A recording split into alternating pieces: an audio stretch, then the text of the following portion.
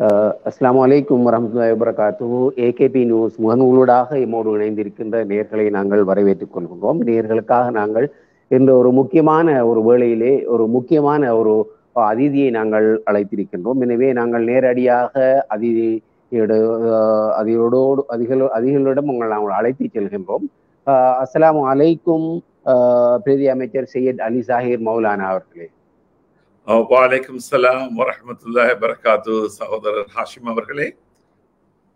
ஆமாம், இவ்வேளை உங்களோடு நாங்கள் இணைந்து கொள்வதில் பெருமதியாக இருக்கின்றது, மிகவும் ஒத்துணர்வாக இருக்கின்றது. எமக்கு இவ்வேளை உங்களோடான சந்திப்பு மிகவும் பயனுள்ளதாக இருக்கின்றது. முகநூலூடாக இந்த கலந்துரையாடலுக்கு இணைந்து கொள்வதற்காக முகநூல்களை நாங்கள் வரவேற்றுக் கொள்கின்றோம். குறிப்பாக முகநூல்களுக்காக உங்களை அறிமுகப்படுத்த வேண்டிய தேவை இல்லாத போதும் கூட இந்த இன நல்லுறவு சகவாழ்வு தொடர்பாக உங்களுடைய அந்த பணிகள் குறித்து ஒரு அறிமுகத்தை செய்து கொண்டு நாங்கள் இந்த நிகழ்வுக்கு வருவலாம் என்று நினைக்கிறேன். முக்கியமாக இலங்கையிலே இனக்கலவரம் ஒரு கொதிநிலையில் இருந்த போது நீங்கள் பல்கலைக்கழக பட்டத்தை முடித்து கொண்டு களத்துக்கு வருகின்றீர்கள் நினைக்கிறேன். இலங்கையிலே முக்கியமான கட்டங்களிலே உங்களுடைய இந்த சகவாழ்வு தொடர்பான பணி மிக முக்கியமாக இருந்திருக்கிறது. குறிப்பாக இந்த 2004 காலப்பகுதியிலே இங்கே சகோதர படுகொலைகள் நடைபெறாமல் இலங்கையை ஒரு நிலைக்கு கொண்டு வந்தது தொடர்பாகவும், அதற்கு பிறகு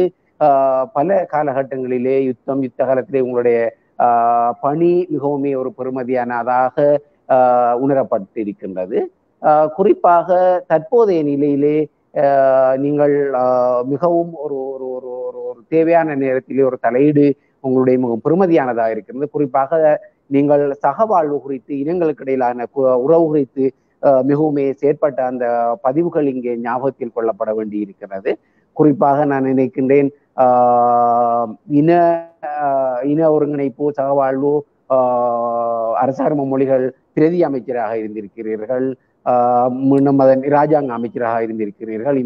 இந்த அறிமுகங்களோடு நாங்கள் வருகின்றோம். மிக முக்கியமாக இலங்கைக்குரிய ஒரு முக்கியமான ஒரு டிப்ளோமேட்டிக்ஸாக நீங்கள் அமெரிக்காவை தளமாக கொண்டிருந்து செயற்பட்டிருக்கிறீர்கள். குறிப்பாக இந்த யுத்தம் முடிந்ததுக்கு பிறகு 2009 ஒரு சமாதான தூதுவராகத்தான் இலங்கைக்கு நீங்கள் அழைத்து வரப்பட்டிருக்கிறீர்கள். இன்றும் கூட உங்களுடைய சமாதான தூதுவராக உரிமைகளை போராட்டத்திலே நீங்கள் இணைந்து கொண்டது சந்தோஷத்தை தருகின்றது. எனவே நாங்கள் நேரடியாக உங்களோடு இணைந்து கொள்கின்றோம். பிரதி அமைச்சர் சையத் அலி சாஹிர் மௌலானா அவர்களே, தற்போதைய கள நிலவரத்தை நீங்கள் எவ்வாறு பார்க்கிறீர்கள்? அல்ஹம்துலில்லாஹ்,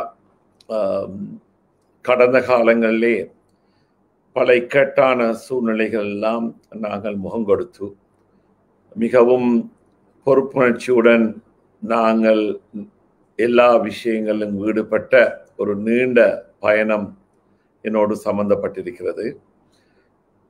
ஒவ்வொரு நேரத்திலும் உங்களுக்கு தெரியும், நாங்கள் பாடசாலையில் படிக்கிற காலத்தில் சந்தோஷமாக வாழ்ந்த காலங்கள் இருக்கிறது. ஆனால் துப்பாக்கிய வசமாக 80களுக்கு பிறகு 83களுக்கு பிறகு வந்த பிரச்சனைகளை பார்க்கின்ற பொழுது 83 கருப்பு ஜூலையிலிருந்து ஆரம்பித்த கலவரங்களிலிருந்து எனது ஈடுபாடு வந்திருக்கிறது என்றுதான் சொல்ல வேண்டும். அதற்கு முதல் இயற்கை அனர்த்தங்களால் பாதிக்கப்பட்ட பொழுது எமது கிழக்கிழங்கையிலே சூறாவளி 79ஆம் ஆண்டு அடித்த போதும், அதுபோன்று அதற்கு பிறகு வந்த மனிதர்களால் ஏற்பட்ட இவ்வாறான அனர்த்தங்கள் என்று சொல்லலாம், மென்மேட் டிசாஸ்டர்ஸ் என்று சொல்வார்கள். அவ்வாறான நிகழ்வுகளின் போதும் எங்களது பங்களிப்புகள் எப்போதும் இனங்கள் மத்தியிலே ஒரு புரிந்துணர்வை என்றும் இக்கட்டான சூழ்நிலைகளிலும் அப்பாவி மக்கள், பொதுமக்கள், எல்லா இனத்தை சார்ந்தவர்களும் மனிதாபிமான முறையிலே அவர்கள் நடாத்தப்பட வேண்டும், அவர்களது மனித உரிமைகள் பாதுகாக்கப்பட வேண்டும். எனவே அவ்வாறான ஒரு சூழ்நிலைகளிலே நாங்கள் முகம் கொடுத்து யார் அந்தந்த நேரத்திலே செய்ய வேண்டியதெல்லாம் செய்து வந்திருக்கின்றோம். இது ஒரு நீண்ட ஒரு பயணம். அதில் நீங்கள் சொன்னது போன்று 90களிலே அதற்கு பிறகு ஏற்பட்ட அரசியல் மாற்றம் ஒன்று வந்தது 94. உங்களுக்கு தெரியும், முன்னாள் ஜனாதிபதி சந்திரிகா பண்டாரநாயக்க குமாரதுங்க அவர்கள் ஜனாதிபதியாக 94 பிரதமராகவும் அதைத் தொடர்ந்து ஜனாதிபதியாகவும் வந்த காலகட்டம். அதற்கு பிறகு 2001 பகுதியிலிருந்து 2006 பேச்சுவார்த்தைகள் காலகட்டம், போர் நிறுத்த காலகட்டம். அதற்கு பிறகு இப்போது இருக்கின்ற பிரதமர் முதல் ஜனாதிபதியாக 2005 தெரிவு செய்யப்பட்ட காலகட்டம்.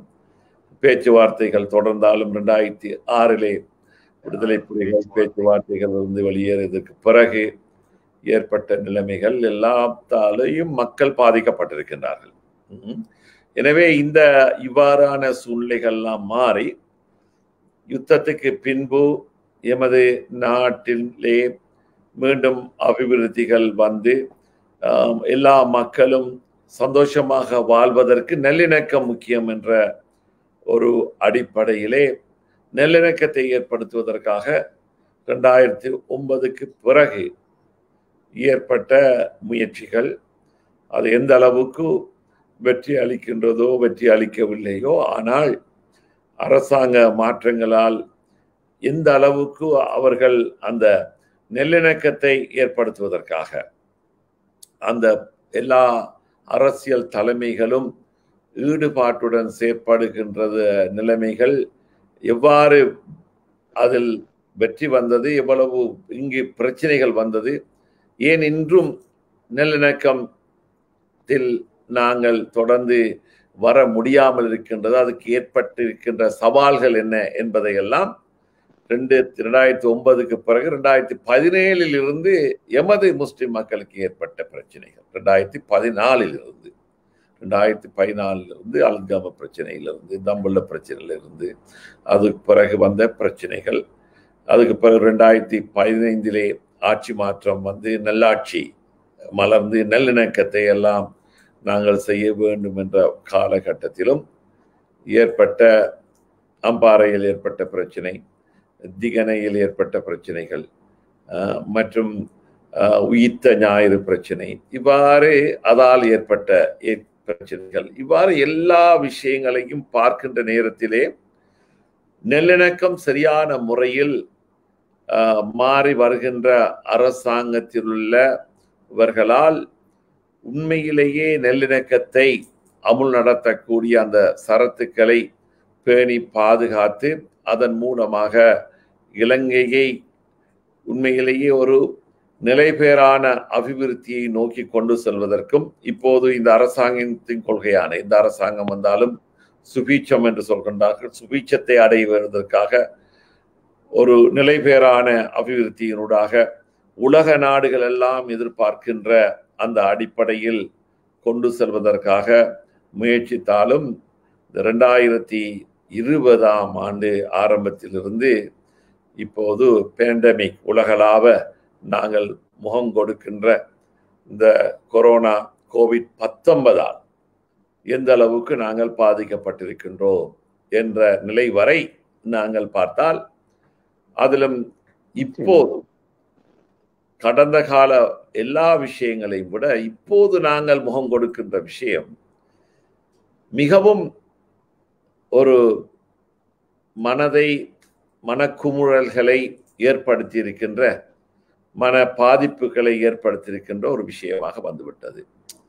பொருளை, கடைகளை, உடைமைகளை எரித்திருந்த போதிலும் நாங்கள் பொறுமை காத்து இந்த நாட்டிலே ஏதோ ஒரு வகையிலே நாங்கள் பொறுமையுடன் வாழ்ந்து வந்தாலும் இப்போது எங்களது அன்புள்ளங்களை, அன்பானவர்களை இந்த கோவிட் வந்து இறக்கின்ற ஒரு சூழ்நிலையிலே உலகளாவ நல்லடக்கம் செய்கின்ற காலகட்டத்திலே, விஞ்ஞான ரீதியாக அனுமதிக்கப்பட்ட காலகட்டத்திலே இலங்கையில் மாத்திரம் எமது அன்புக்குரியவர்களை எரிக்கின்ற விஷயம் இன்று எல்லோரையும் எல்லா வகையிலும் பாதிக்கப்பட்டிருக்கின்றது.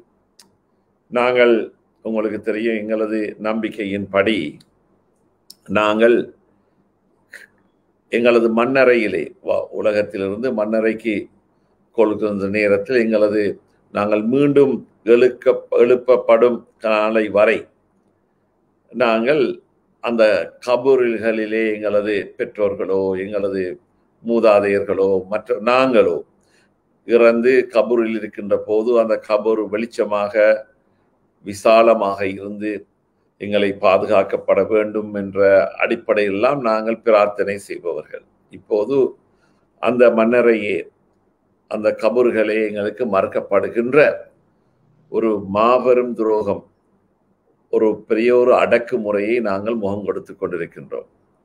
நாங்கள் இவ்வளவுதான் நல்லிணக்கத்தை நாங்கள் ஏற்படுத்துவதற்காக பாடுபட்ட பொழுதிலும் இலங்கையிலே அரசாங்கத்திலே தலைமை தாங்குகின்றவர்கள் அல்லது ஜனாதிபதியாக வருகின்றவர்கள் சகல அதிகாரம் பொருந்தியவர்கள் மத்தியிலே ஒரு கருணையும் காருண்யமும் இருந்து எல்லா மக்களும் எமது நாட்டு மக்கள் என்ற அடிப்படையிலே அவர்கள் அந்த விஷயத்தை செய்ய கடமைப்பட்டிருக்கின்றார்கள். இந்த நேரத்திலே ஒரு விஷயத்தை நான் குறிப்பிட்டு சொல்ல விரும்புகின்றேன். இப்போது எங்கள் நாட்டிலே ஜனாதிபதியாக இருக்கின்ற மதிப்புக்குரிய எங்களது ஜனாதிபதி கோட்டபய ராஜபக்ஷ அவர்கள் ஜனாதிபதியாக தெரிவு செய்யப்பட்டதன் பின்பு இலங்கையின் 8வது பாராளுமன்றத்தின் 4வது கூட்டத்தொடரை ஆரம்பிப்பதற்காக கடந்த ஜனவரி மாதம் 3ஆம் தேதி 2020 தான் வந்து பாராளுமன்றத்தில் அரசாங்கத்தின் பிரகடனத்தை, ஒரு கொள்கை பிரகடனத்தை அவர் எங்களுக்கு தந்தார். அந்த நேரத்தில் நான் பாராளுமன்றத்திலே இருக்கின்றேன். அவரது கொள்கை பிரகடனத்திலே அவர் பேசுகின்ற பொழுது அந்த பிரகடனமாக சொன்ன முக்கியமான ஒரு விஷயம்தான் அவர் சொன்ன அந்த வார்த்தைகளையே நான் தமிழாக்கம் செய்கின்றேன். எமது நாட்டின் உன்னதமான அரசியல் யாப்பின் படி எனது பதவி காலத்தினுள், அதாவது ஜனாதிபதி அவர்களது பதவி காலத்தினுள் நாட்டின் ஒற்றையாட்சியை பாதுகாப்பேன் என்றும் புத்த சாசனத்தை பாதுகாத்து போஷிப்பேன் என்றும் அதே போன்று இங்கு எமது நாட்டில் உள்ள ஒவ்வொரு பிரஜையும் தான் விரும்பிய மார்க்கத்தை பின்பற்றும் சுதந்திரத்தை எப்போதும் பாதுகாப்பேன் என்றும் இதன் போது வெளிப்படுத்துகிறேன் என்று அந்த பிரகடனத்தை கடந்த ஜனவரி மாதம் 3ஆம் தேதி 2020 எங்கள் மத்தியிலே அந்த பிரகடனப்படுத்தினார். அது மாத்திரமல்ல, அதே பிரகடனத்திலே அவர் எமது நாட்டை பற்றி விரிவாக சொல்லுகின்ற நேரத்திலே எமது நாடு மிகவும் பண்டைய கால வரலாற்று மிகுந்த பௌத்த தத்துவத்தை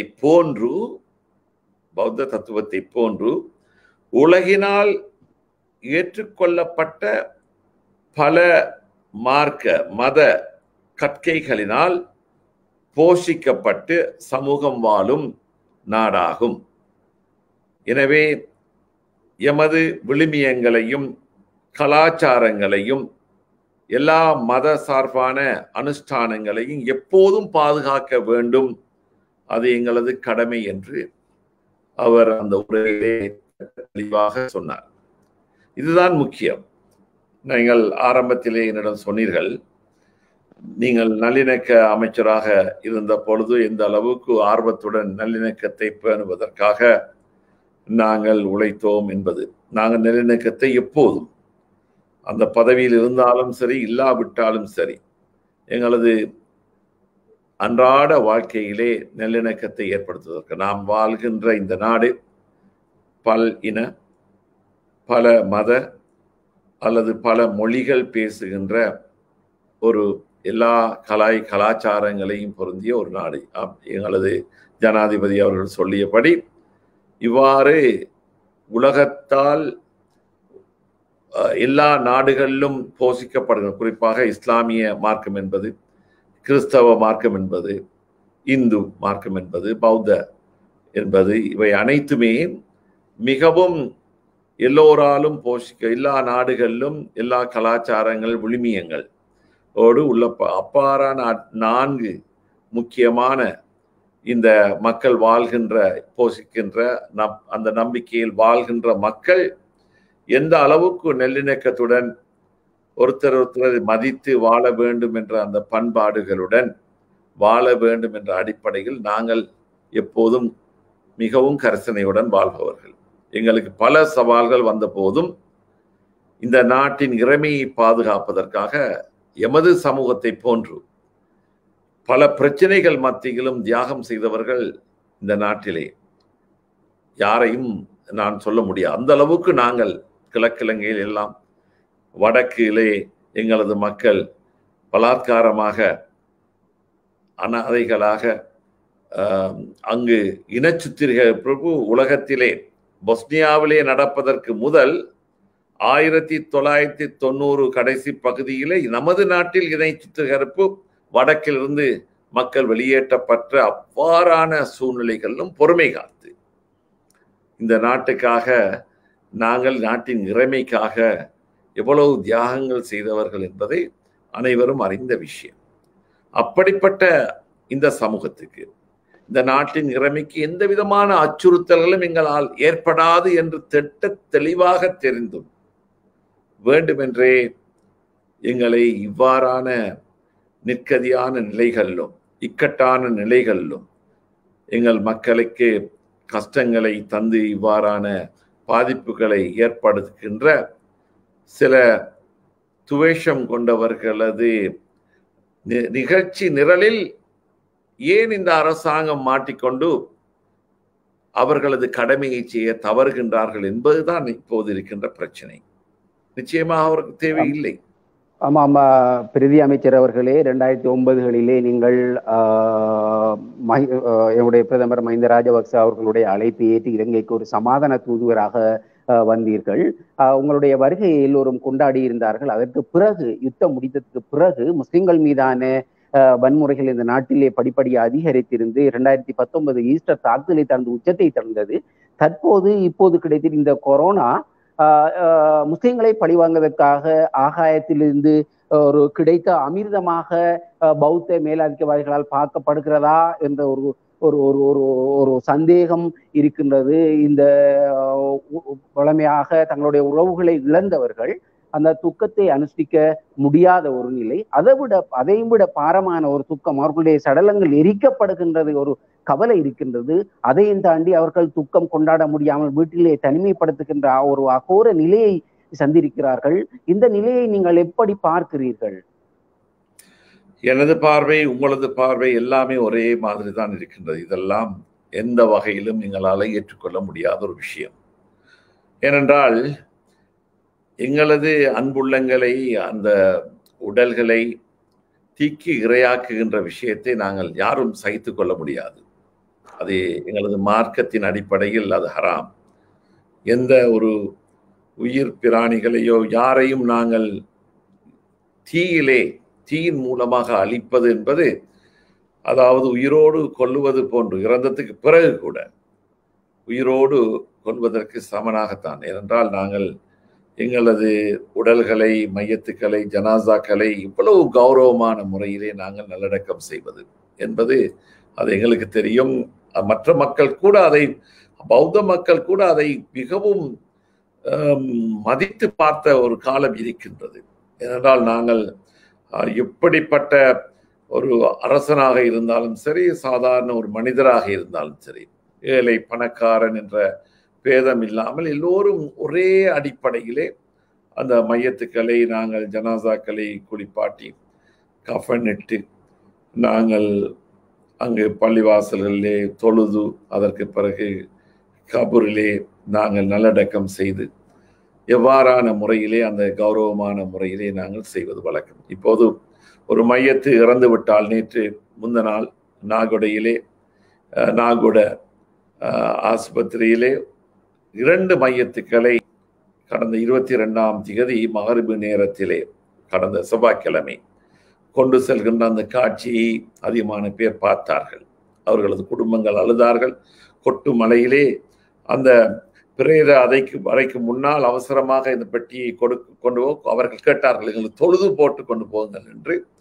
அந்த நேரத்தில் தொழுவதற்கு அவர்கள் ஒலு செய்வதற்கு மழை பெய்கின்றது. அந்த மலையிலேயே அவர்கள் தொழுது அவர்களுக்கு ஒலு செய்து தொழுத காட்சியை நாங்கள் பார்த்தோம்.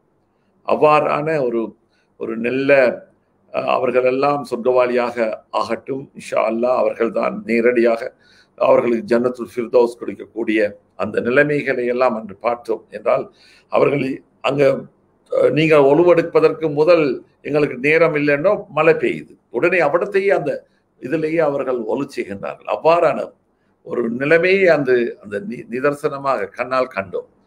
ஏன் இதை சொல்கின்றேன் என்றால், இவ்வாறான ஒரு நிலைமைகளை அப்ப அந்த நேரத்தில் சொல்லியிருக்கின்றார்கள். சுகாதார திணைக்களத்தின் உயர் அதிகாரி பணிப்பாளர் நீதி அமைச்சர் அவர்களுக்கு கடிதம் கூட கொடுத்திருக்கின்றார்.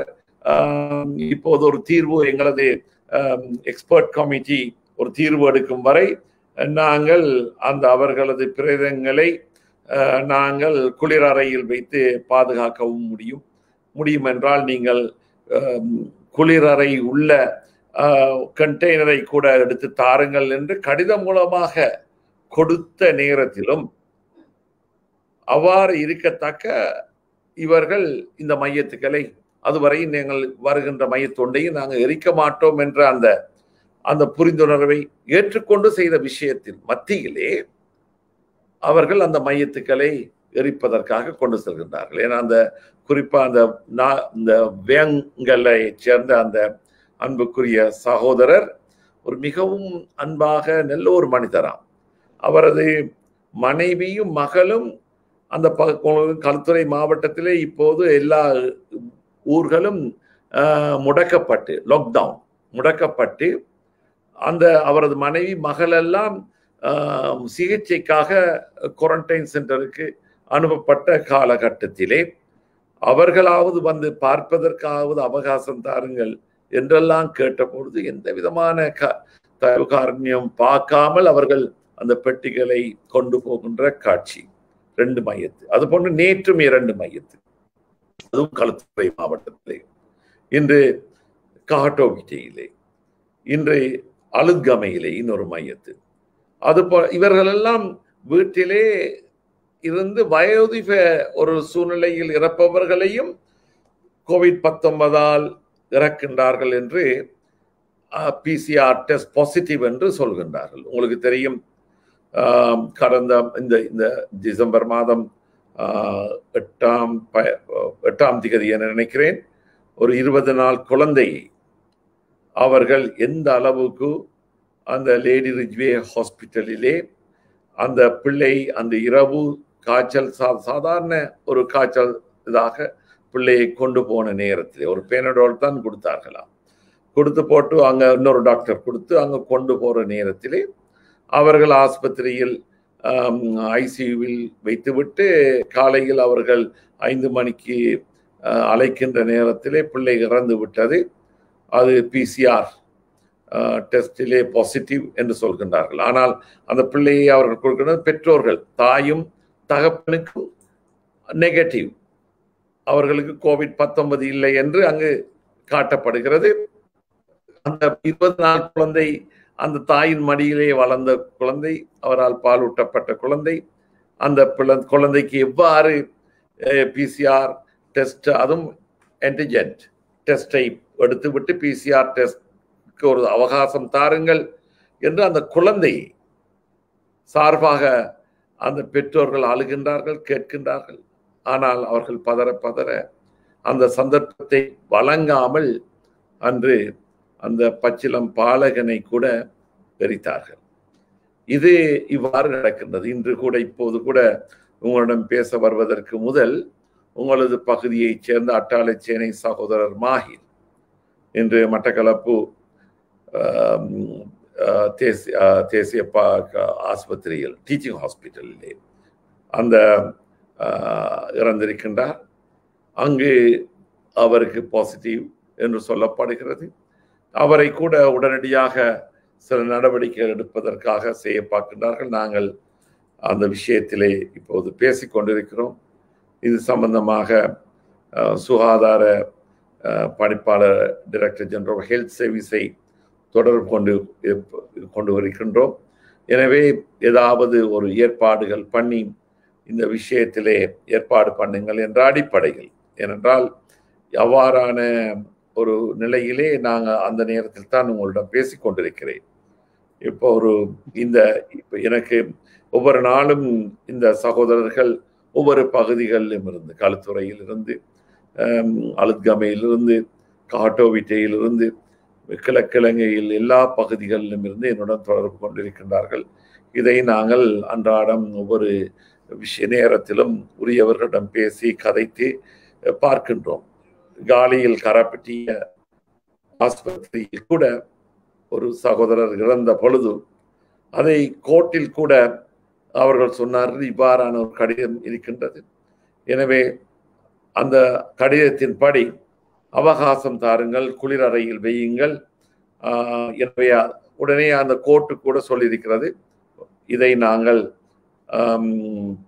சுகாதார திணைக்களத்தின் பணிப்பாளர் நாயகத்தின் அறிக்கையை பெற்று நாங்கள் செய்கின்றோம் என்று சொன்னதற்கு பிறகு அவர்கள் அவ்வாறு கடிதம் கொடுத்தவர்களே இல்லை இல்லை அது இப்போது செய்ய முடியாது என்ற அடிப்படையில் சொன்னதும் அந்த சடலத்தை கூட எரிப்பதற்காக நடவடிக்கைகள் எடுக்கக்கூடிய ஒரு நிலைமைகளை தொடர்ந்தும் செய்து கொண்டிருக்கின்றார்கள்.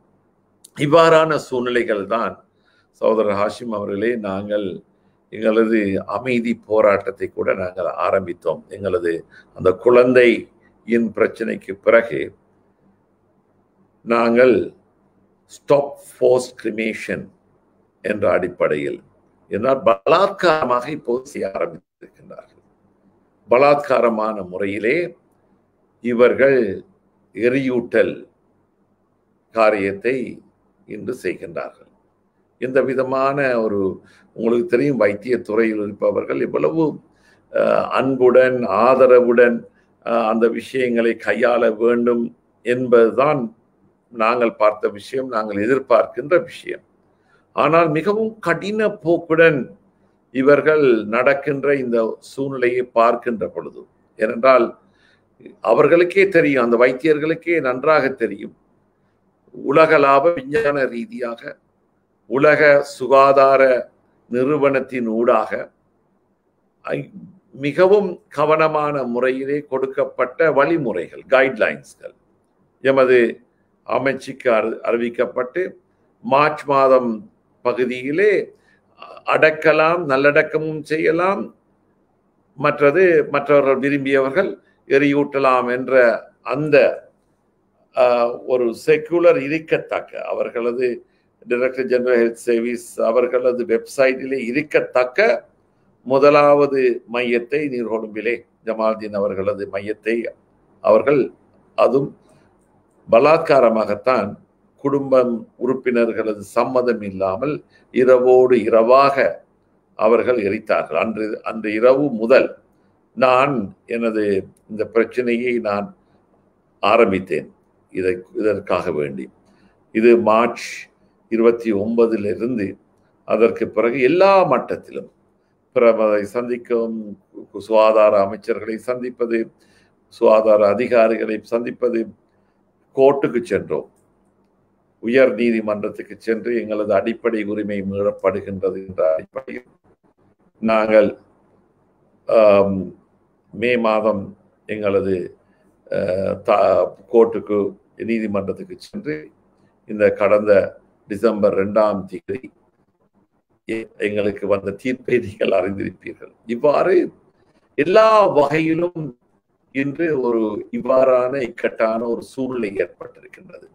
20வது திருத்த சட்டத்தின் பின்னால் இப்போது நீதி கூட சுயாதீனமாக செயற்படுகின்றவர்கள் கூட சுயாதீனமாக நீதி செலுத்தக்கூடிய ஒரு சூழ்நிலை இந்த நாட்டில் இருக்கின்றதா என்பது கூட இப்போது கேள்விக்குறியாக மாறி இருக்கின்ற ஒரு சூழ்நிலையில் நாங்கள் வாழ்ந்து கொண்டிருக்கின்றோம். இதற்காகத்தான் நாங்கள் அன்று அந்த எரிக்கின்ற அந்த கணத்தை, பொருளை கணத்தை மயானத்தின் முன்னால் அந்த வெள்ளை துணியை கட்டி எங்களது அமைதி போராட்டத்தை ஆரம்பித்து இன்று நாடு பூராக உலகளாவ என்ற எல்லா நாடுகளிலும் கூட, உங்களுக்கு தெரியும், கனடாவில் உள்ள டொரண்டோ மாநிலத்திலே, மாநகரத்திலே, அமெரிக்கா நியூயார்க்கிலே, அதுபோன்று மிலான் இத்தாலியிலே, ஜெனீவாவிலே, இவ்வாறு இந்தியாவிலே, மலேசியாவிலே, எங்களது முஸ்லிம் நாடுகளிலே, இவ்வாறு எல்லா பகுதிகளிலும் இந்த போராட்டங்கள் இன்று இந்த மக்களுக்கு நீதி தாருங்கள் என்றால் அங்கு அவர்களுக்கெல்லாம் அந்த நாடுகள்லாம் அவர்கள் ஆச்சரியப்படுகின்றார்கள். ஏன் இலங்கையில் மாத்திரம் இந்த நிலை ஏற்பட்டிருக்கின்றது என்று. இன்று இதை நாங்கள் விட்டுவிட முடியாது என்றால் இது எங்களது அடிப்படை உரிமை. இன்று இது கிறிஸ்தவர்களுக்கும் உரிய விஷயம். அவர்களும் எங்களை போன்று அவர்களது நம்பிக்கை கூட அவ்வாறுதான். அவர்கள் மீண்டும் எழுப்பப்படுவோம், ரிசரக்ஷன் என்ற அந்த நம்பிக்கையில் உள்ளவர்கள். எனவே மீண்டும் நாங்கள் இறைவனால் எழுப்பப்படுவோம் என்ற அந்த நம்பிக்கை உள்ளவர்கள். அவர்கள் அனைவரும் நல்லடக்கத்தை எதிர்பார்ப்பவர்கள், அனுஷ்டித்து வந்தவர்கள். எனவே அந்த அடிப்படையிலே இந்த விஷயங்களிலே நாங்கள் எல்லோரும் ஒன்றிணைந்து சரியான முறையிலே சிந்திக்கின்ற எத்தனையோ புத்திஜீவிகள் எல்லாம் பெரும்பான்மை சமூகத்திலிருந்து இன்று குரல் கொடுக்க ஆரம்பித்திருக்கின்றார்கள். மனிதாபிமான அடிப்படையிலே முஸ்லிம்களுக்கு இழைக்கப்படுகின்ற இந்த அநீதியை நீங்கள் நிறுத்த வேண்டும், ஸ்டாப் ஃபோர்ஸ் கிரிமேஷன் என்ற அந்த தொனி இன்று எல்லோராலும் இன்று பிரயத்தனப்படுத்தப்பட்டு இன்று கேட்கப்படுகின்ற ஒரு தொனியாக மாறி இருக்கின்றது. எனவே அந்த அடிப்படையிலே நாங்கள் இப்போது எல்லா வகையிலும் எந்த அளவுக்கு நாங்கள் இந்த விஷயத்தை, அமைதி போராட்டத்தை நாங்கள் செய்ய முடியுமோ அந்தந்த அடிப்படையில்லாம் எல்லா அணுகுமுறைகளையும் நாங்கள் செய்து வந்து கொண்டிருக்கிறோம். ஆமாம், முன்னாள் பிரதி அமைச்சர் அவர்களே, நாங்கள் நேர்களுடைய கேள்விகளையும் இணைத்துக் கொள்ள வேண்டி இருக்கிறது. அவ்வேளை இன்னும் பல முக்கியமான விடயங்கள் குறித்தும் இந்த கலந்துரையாடல் நகர வேண்டி இருக்கிறது. நீங்கள் இந்த சகவாழ்வு குறித்தும் ராஜதந்திரம் குறித்தும் மிகவும் நிபுணத்துவம் வாய்ந்தவர் என்ற வகையிலே நாங்கள் இந்த நேரத்தை பயனுள்ளதாக பயன்படுத்திக் கொள்ள விரும்புகின்றோம்.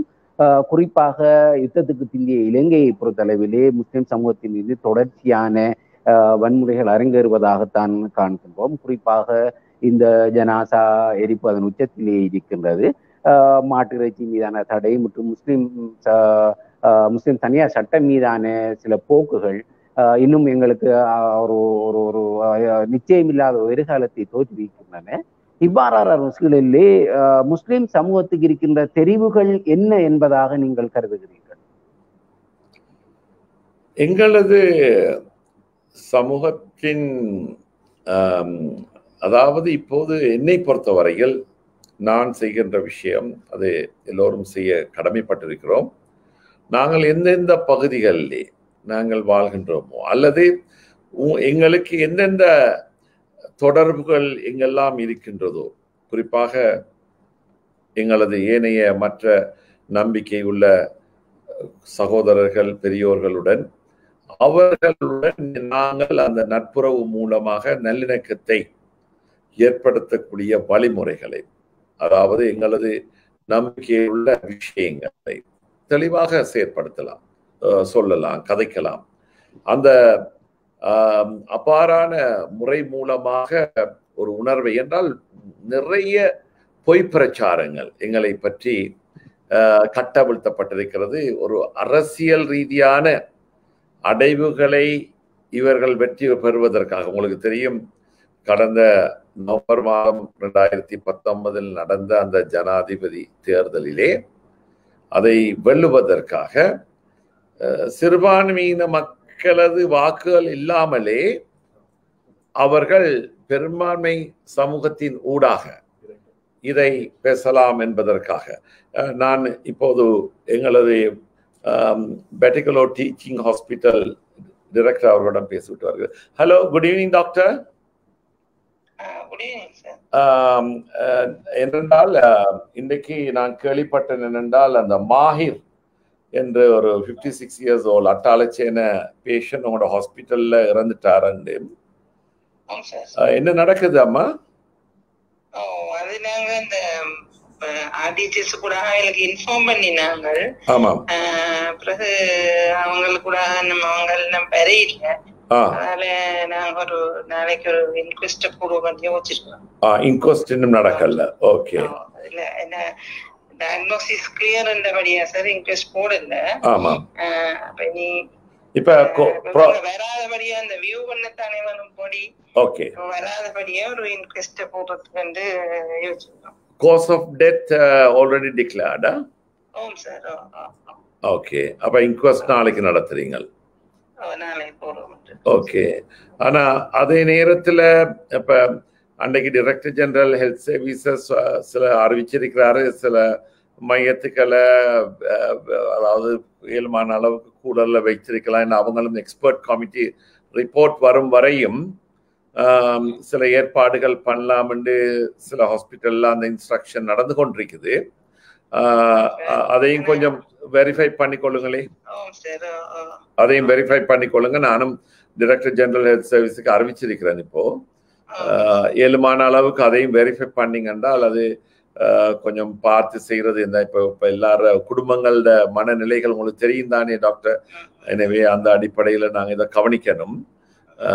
ஸோ அதையும் ப்ளீஸ் கன்சிடர் பண்ணுங்க. நான் அப்படின்றால் ஏதாவதுன்னா நான் உங்களோட நானும் பேசிக்கொள்றேன். எங்கட ஒரு இஷ்யூ இருக்கு என்னன்னா, எங்கட பாடிஸ் வந்து ஸ்டக் பண்ணுது. இன்னைக்கும் பாடி ஒன்று நான் 6:80 தான் ஷிஃப்ட் பண்ணிருக்கேன் சார். அக்கரைப்பற்று ஹாஸ்பிட்டல்லையும் அஸ்ட்ரஃப் ஹாஸ்பிட்டல்லையும் அங்க அக்கமடேட் பண்ணலாம்னு சொல்றாங்க. அதையும் பாருங்களே ஏழுமண்டால் இப்போதைக்கு. அந்த ஏற்பாடை பண்ணால் நல்லா இருக்கும். கொஞ்சம் அதையும் இன்கொஸ்ட் முடிச்சுட்டு அந்த ஏற்பாடு பண்ணீங்கன்னா அதுவே எங்களுக்கு பெரிய ஒரு ஆறுதலை ஏற்படுத்து இப்போதைக்கு. அதை பாருங்க doctor please. Thank you doctor. Thank you thank you thank you very much. Thank you. இவ்வேளை தமது நெருங்கிய உறவர்களை, அன்புக்குரியவர்களை இழந்திருக்கின்ற அந்த குடும்பங்களுடைய கவலைகளோடு நாங்கள் இணைந்திருக்கின்றோம். இறைவன் அவர்களுடைய கவலைகளை அழகானதாக மாற்றித்தர வேண்டும். நல்ல ஒரு முடிவுக்காக நாங்கள் பிரார்த்தித்து கொண்டு நாங்கள் அனைவரும் இவளை எங்களுடைய உறவுகளுக்காக பிரார்த்தி கொண்டு மீண்டும் உங்களோடு இணைந்து கொள்கின்றோம். சொல்லுங்கள் முன்னாள் பிரதி அமைச்சர் அவர்களே. மன்னித்துக் கொள்ளுங்கள். இப்போது இடையிலே நான் ஏற்கனவே சொன்ன சகோதரர் மாஹிர் சம்பந்தப்பட்ட விஷயமாகத்தான் மட்டக்களப்பு போதனா வைத்தியசாலையின் பணிப்பாளர் திருமதி கலா, டாக்டர் கலா புண்ணியம், அந்த மிஸ்ஸஸ் கலா, டாக்டர் கலாவோடு பேசிக்கொண்டேன். அதுக்குரிய நடவடிக்கைகள் அவர்கள் எடுத்துக்கொண்டிருக்கின்றார்கள். குடும்ப சார்பாக சில வேண்டுகோள்களை அவர்களுக்கு விட்டிருக்கின்றேன். எனவே அன்பார்ந்த ஹாஷிம் அவர்களே, இந்த இவ்வாறான நிலைமைகள் இப்போது எல்லா இடங்களிலும் நடந்து கொண்டிருக்கிறது. ஒவ்வொரு ஆஸ்பத்திரிகளும் இதான் நிலைமை. இயலுமான அளவுக்கு இந்த காலகட்டத்திலே எந்த அளவுக்கு நாங்கள் இவர்களுக்கு ஒரு தற்காலிகமான சில ஏற்பாடுகளையும் பண்ணி, ஆனால் எங்களது நல்லடக்கம் எங்களுக்கு எவ்வாறாவது செய்து தர வேண்டும். அதுதான் எங்களது கோரிக்கை.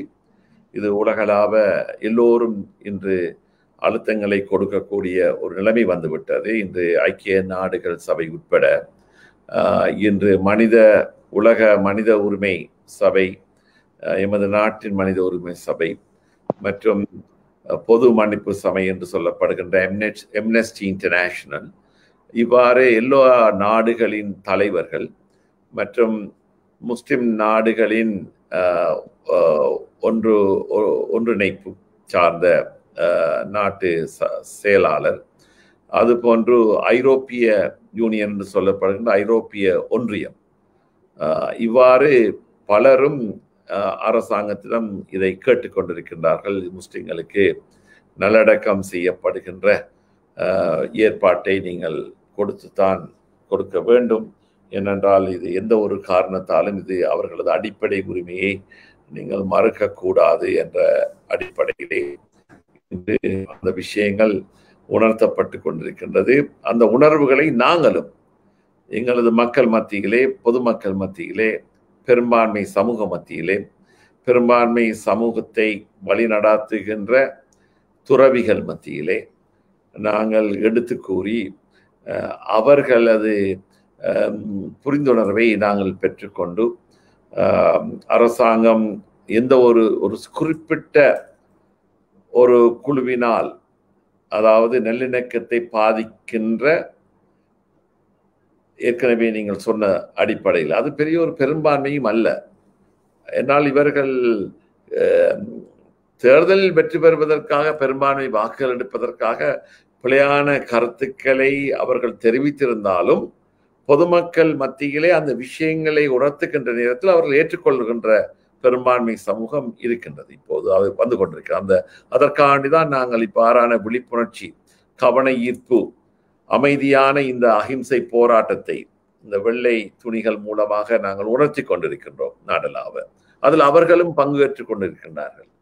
எனவே அதை கூட குழப்புவதற்கு ஒரு சிறுபான்மையான ஒரு சின்ன ஒரு கும்பல் முயற்சி செய்கிறது.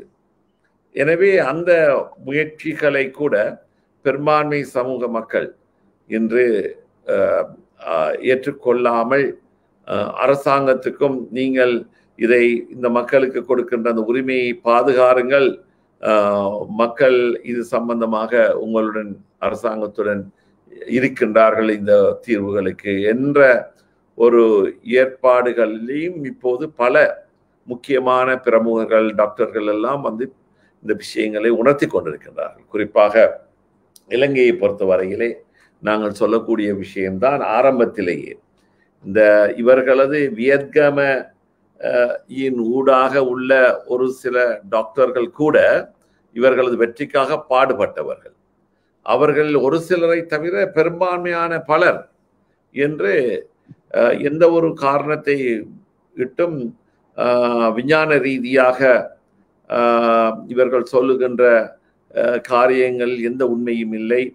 நல்லடக்கம் செய்கின்ற நேரத்திலே அந்த கிருமிகளால் தண்ணீர் எந்த வகையிலும் கண்டாமினேட் பண்ணாது, அதாவது அந்த தொற்று நோய் வரக்கூடிய ஏற்பாடு இது நடக்காது என்ற அடிப்படையை அவர்கள் சொல்லக்கூடிய அடிப்படையிலே இப்போது நடந்து கொண்டிருக்கிறது. இதில் குறிப்பாக உங்களுக்கு தெரியும், நான் ஏற்கனவே சொல்லி இருக்கின்றேன், ஒரு ப்ரொஃபசர் மாலிக் பீரிஸ் என்பவர், அவர்தான் இந்த சாஸ் நோய் வந்த போது கூட உலகளாவ அதற்காக மிகவும் பங்களிப்பு கொடுத்து அதற்காக விருது பெற்றவர்.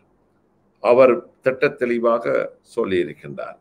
அதுபோன்றுதான் பபா பள்ளிய வர்தன ஏற்கனவே எமது நாட்டிலே இந்த தொற்று நோய் சம்பந்தப்பட்ட விஷயத்திலே சீஃப் எபிடெமியாலஜிஸ்டாக இருந்தவர். அதில் அவர்கள் கூட ஆரம்பத்திலேயே சொல்லி இருக்கின்றார், இதால் எந்த பிரச்சனையும் தொற்று ஏற்படாது என்று. அதுபோன்று நிஹால் அபேசிங் அவர்கள் முதல் உலக சுகாதார நிறுவனத்துக்கு ஒரு அட்வைசராக இருந்தவர். அவர் திட்ட தெளிவாக சிங்கள பாஷையிலேயே எல்லா மக்களுக்கும் அதை வெளிக்கொணர்ந்து வந்திருக்கிறார். இதால் எந்த விதமான நல்லடக்கம் தாராளமாக செய்யப்படலாம் என்று. இன்று அரசாங்கத்திலே பாராளுமன்றத்திலே இருக்கின்ற ப்ரொஃபசர் திஸ்ஸ விதாரண அவர் ஒரு சிரேஷ்ட ஒரு வைராலஜிஸ்ட். ஆஸ்திரேலியாவில் கூட அவர் அந்த நேரத்தில் இது சம்பந்தமாக இந்த துறை சார்ந்த நுட்பனர்.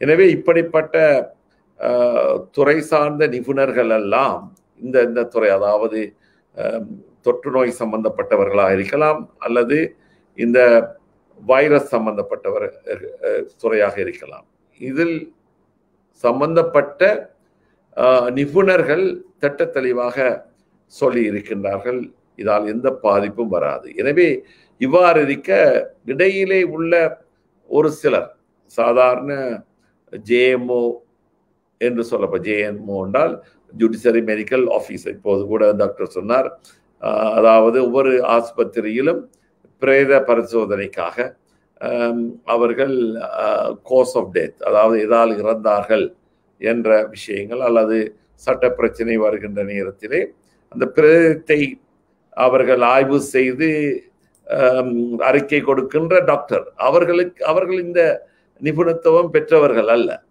எனவே நிபுணத்துவம் முறையில் இருக்கின்றவரது ஒரு அறிக்கையை வைத்துத்தான் அன்று கோர்ட்டில் கூட இதால் பாதிப்பு ஏற்படும் என்று சொன்னார். அவருக்கு இந்த விஷயத்தில் நிபுணத்துவம் இல்லாத ஒருத்தர்.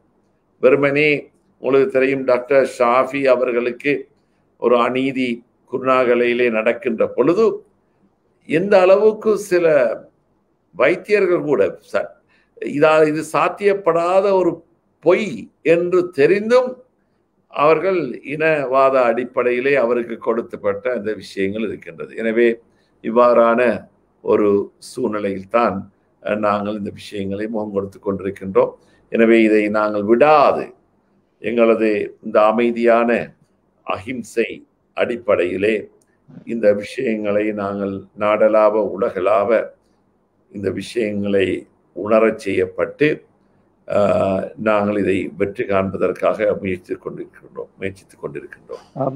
ஆமாம், முன்னாள் பிரதி அமைச்சர் சையத் அலி சாஹிர் மௌலானா அவர்களே, இன்று நாம் முழுமொத்த இலங்கையர்களாக யோசிக்கின்ற போது நாம் இன்று எம்முள்ளே மரணித்தவர்களுக்கு மரியாதை செய்யக்கூட முடியாத ஒரு கேவலமான நிலைக்கு இன்று சென்று கொண்டிருக்கின்றோம். இதைவிட கீழான ஒரு நிலை இன்னும் இருக்கிறதா என்ற டாக்டர் ஹருணி அமரசூரிய அவர்களுடைய கேள்விகளை நாங்கள் இந்த இடத்தில் சேர்த்து கொள்கின்றோம். இவ்வாறு சிங்கள சமூகத்திலே இருக்கின்ற நாட்டின் மற்றும் சிறுபான்மை சமூகத்திலே இருக்கின்ற இந்த புத்திஜீவிகளை இணைத்து கொண்டு அரசாங்கத்துக்கு ஒரு அழுத்தத்தை கொடுக்க வேண்டும். அதற்காக எல்லோரும் அவருடைய பணிகளை ஆற்ற வேண்டும். குறிப்பாக பௌத்த மத தலைவர்களில் இருந்து சில கேள்விகள் எழுகின்றன. அந்த பல பேரும் இதற்காக முயற்சித்துக் கொண்டிருக்கின்றார்கள். பௌத்த மத தலைவர்களை சந்திக்கின்றார்கள், அறிவுஜீவிகளை சந்திருக்கின்றார்கள். எங்களுடைய இந்த கவன்சிலை போராட்டத்தை நாடு பரவலாக கொண்டு சென்றிருக்கின்றார்கள். இவ்வேளை நாங்கள் இந்த முகநூலுடைய இணைந்திருக்கின்றவர்களுடைய கேள்விகளையும் இணைத்துக் கொள்ள வேண்டி இருக்கின்றது. ஒரு கேள்வி இருக்கின்றது, முகமது ஃபாசில் அவர்களுடைய கேள்வி, அடுத்த கட்டம் என்ன செய்யலாம் என்ற ஒரு கேள்வி இருக்கின்றது. அதற்கு பதிலுக்காக நாங்கள் உங்களோடு இணைந்து கொள்கிறோம். அடுத்த கட்டம் என்பது இப்போது பல இந்த விஷயங்களிலே உங்களுக்கு தெரியும், எங்களது அரசாங்கத்தில் நீதி அமைச்சராக இருக்கின்ற அலி சப்ரி அவர்களே பல முறை விரக்தியான முறையில் சில கருத்துக்களை அண்மை காலத்திலே சொல்லிக் கொண்டு வருகிறார். ஏனென்றால் அவர் மிகவும் நெருக்கமானவர் ஜனாதிபதி அவர்களுடன். பல முறை அவருக்காக பல சவால்கள், அவர் ஜனாதிபதியாக தெரிவு ஆகுவதற்கு முதல் அவருக்கு ஏற்பட்ட பல பிரச்சனைகளுக்கு இவர்தான் அவரது சட்டத்தரணியாக இருந்து அவரை பாதுகாத்தவர் என்ற அந்த விஷயத்திலும் அவரை அதற்காக வேண்டிய ஒரு நம்பிக்கைக்குரிய ஒரு அடிப்படையிலே அவரை நீதி அமைச்சராக ஆக்கி, இப்போது நீதி எமது சமுதாயத்துக்கே கிடைக்காமல் இருக்கின்றதே என்ற விரக்தியில் கூட அவரை பல நேரங்களிலே சொல்லுகின்ற விஷயங்கள் எல்லாம் நாங்கள் பார்க்கின்றோம். எனவே இவ்வாறான ஒரு சூழ்நிலையிலே இடையிடையே அது சரிவரப்போகின்றது என்று சொல்லி கடைசியில் அது கைகூடாமல் போன விஷயங்களும் இருக்கின்றது. எனவே இவ்வாறான ஒரு சூழ்நிலையில் நாங்கள், எனக்கு நேரடியாக நட்புள்ளவர் மதிப்புக்குரிய பிரதமராக இருக்கின்ற மஹிந்த ராஜபக்ஷ அவர்கள் என்னுடைய குடும்பங்களுடன் மிகவும் நெருக்கமானவர். நாங்கள் அரசியல் ரீதியான ஒரு வித்தியாசமான கொள்கைகளை கொண்டிருந்தாலும் எங்களுடன் நட்புடன் பல 30-35 வருடங்களாக நான் படிக்கின்ற காலத்திலிருந்தே எங்களது குடும்பங்களுடன் தொடர்போடு இருந்த ஒருத்தர் தான். இப்போ அவரிடம் நேரடியாக பேசுகின்ற நேரத்தில் இதை செய்து தர வேண்டும் என்று அவர் சொன்னாலும் இப்போது எக்ஸ்பர்ட் கமிட்டி என்று சொல்லப்படுகின்ற அந்த எக்ஸ்பர்ட் கமிட்டியிலே இருக்கின்றவர்கள் எந்த வகையில் எக்ஸ்பர்ட் என்று சொல்ல யார் இருக்கின்றார்கள் என்பது கூட சரியான முறையில் இல்லாமல் இப்போது அவர்கள் இன்னொரு முடிவை நாங்கள் சாதகமாக நாளை மறுநாள் திங்கட்கிழமை தருவோம் என்று கூட நேற்று சொன்னார்கள். இருந்தும் கூட அது சரியான முறையில் சாதகமாக வரும் வரை நாங்கள் கைவிட முடியாது. எனவே இந்த அடிப்படையிலே நாங்கள் பல விஷயங்களை நாங்கள் இன்றும் எங்களால் இயன்ற அளவுக்கு செய்து கொண்டு வருகின்றோம். சில விஷயங்களை நாங்கள் வெளிப்படையாக, அதாவது எல்லாம் சாத்தியமான முறையில் நாங்கள் செய்து வருகின்றோம். நாங்கள் ஒரு காலமும் ஒரு யாருக்கும் அச்சுறுத்தல் கொடுக்கக்கூடிய அடிப்படையில் அல்ல, எல்லாம் சாத்தியமான முறையில் செய்து வருகின்றோம். எனவே அந்த அடிப்படையிலே எங்களது முயற்சிகள் என்றால் இங்கு எல்லா வகையிலும் உள்ள புத்திஜீவிகள் இருக்கின்றார்கள். எல்லோரும் இதில் ஒன்றிணைந்து செயற்படுகின்றார்கள். ஒவ்வொரு துறையிலும் உள்ளவர்கள் எங்களது சமுதாயத்தைச் சேர்ந்தவர்களே, டாக்டர்களாக இருக்கலாம், எம்ஓஹெச்சாக ஒவ்வொரு பகுதிகளிலும் பிஹெச்ஏயாக இருக்கின்றார்கள், நர்ஸாக இருக்கின்றார்கள், நேரடியாக இந்த போலீசாராக இருக்கின்றார்கள், ஒவ்வொரு ஃபோர்ஸஸ்லையும் இருக்க இவர்களெல்லாம் நேரடியாக ஃப்ரண்ட் லைன்ல இருந்து COVID-19 வேண்டி அவர்கள் முன்னிலையில் இருந்து செயற்படுகின்றவர்கள் தியாக மனப்பான்மையுடன். இன்று அவர்களே சொல்கின்றார்கள், இந்த கோவிடில் நாங்கள் கோவிட் நோயாளிகளுடன் நேரடியாக ஃப்ரண்ட் லைனில் இருக்கணும், தற்செயலாக எங்களுக்கு இது தொற்று வந்து நாங்கள் மரணித்தால் எங்களையும் எரித்து விடுவார்களே என்ற ஒரு மனநிலை இருக்கின்ற இந்த தருவாயிலே அவர்கள் தொடர்ந்தும் அர்ப்பணிப்புடன் நம்பிக்கையுடன் செயற்பட்டு கொண்டுதான் இருக்கின்றார்கள். எனவே எங்களது சாத்வீகமான அணுகுமுறைகள் நாங்கள் தொடர்ந்து கொண்டுதான் இருக்கின்றோம். இன்று எல்லா வகையிலும் நாங்கள் ஒவ்வொரு நாளும் சந்திப்புகள் பல வருகின்ற நாளை கூட நாங்கள் முக்கியமான எல்லா வகையிலும் சிறந்த சட்டத்தரணிகள் எல்லாம் சேர்ந்து இந்த விஷயங்களே சில ஏற்பாடுகளை தலைநகரிலே செய்து கொண்டிருக்கின்றோம். எனவே அந்த அடிப்படையிலே அந்த முயற்சிகள் ஒவ்வொன்றையும் நான் இப்போது உங்களுக்கு தெரியும். எனவே பொறுமை காருங்கள். நாங்கள் யாரும் இங்கு ஒவ்வொரு இடத்திலும் என்ன இது நடந்தாலும் நாங்கள் 24 மணித்தியாலங்களும் இரவு நடுச்சாமத்தில் கூட என்னிடம் தொலைபேசி அழைப்புகள் வருகின்ற நேரத்தில் நான் சம்பந்தப்பட்டவருடன் பேசிக்கொண்டும் அதற்கான நடவடிக்கையும் எடுத்துக்கொண்டு தான் இருக்கிறேன். இது போன்று பல நூற்றுக்கணக்கான சகோதரர்கள் ஈடுபட்டு கொண்டு தான் இருக்கின்றார்கள். உங்களுக்கு தெரியும், நேற்று முன்தினம் கணத்தையிலே ஆயிரக்கணக்கான பெரும்பான்மை சமூகத்தைச் சேர்ந்த அரசியல் தலைவர்கள் எல்லாம் அங்கு இதை திட்ட தெளிவாக சொன்னார்கள்.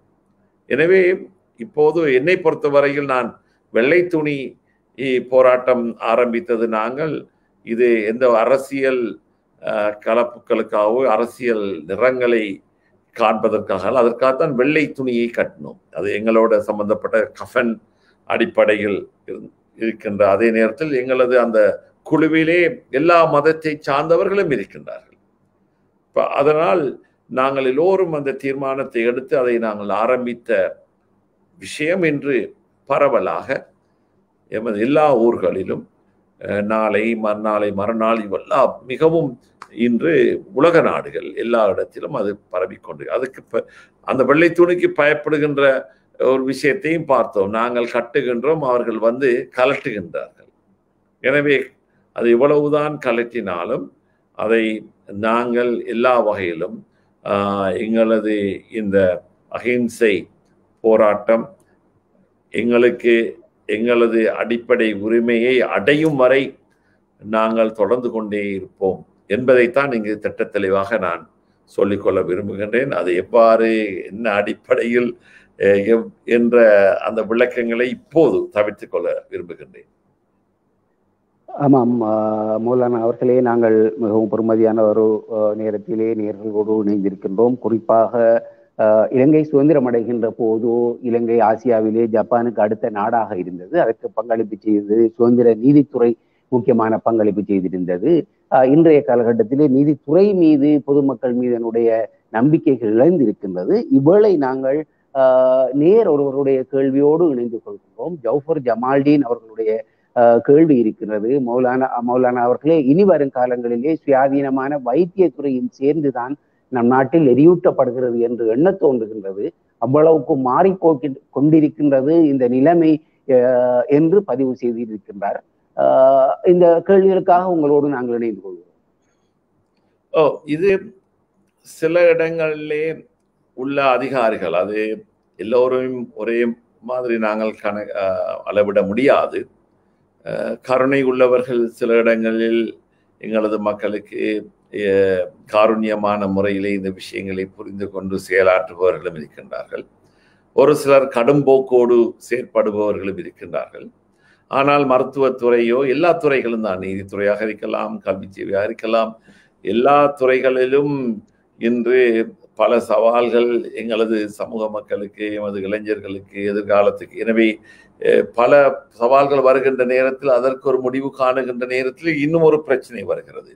இன்று இந்த பிரச்சனைக்கு கோர ஒரு முடிவு வரலாம், நாளை என்ன பிரச்சனை வருமோ எங்களுக்கு சொல்ல முடியாது. எனவே இதற்காக வேண்டி நாங்கள் மிகவும் இன்று எல்லோரும், உங்களுக்கு தெரியும், கடந்த 3 நாட்களுக்கு முதல் மிகவும் கடும்போக்காக பேசுகின்ற ஒரு துறவி கூட சொன்னார், இப்போது முஸ்லிம்கள் எல்லோரும் ஒன்று சேர்ந்து விட்டார்கள், எனவே நீங்கள் இந்த பிரச்சனையை தீர்க்க வேண்டும், அவர்கள் நல்லடக்கத்தை நீங்கள் கொடுப்பதற்கு தயங்காமல் ஒரு முடிவை உடனே எடுத்து விடுங்கள், இல்லாட்டி அது விபரீதமாக வந்துவிடும் என்று ஒரு கடும்போக்காக பேசுகின்ற ஒரு துறவி நேற்று முந்த நாள் சொல்லி இருக்கின்றார். அது யாரு என்பது உங்களுக்கு தெரியும், நீங்கள் பார்த்திருப்பீர்கள்.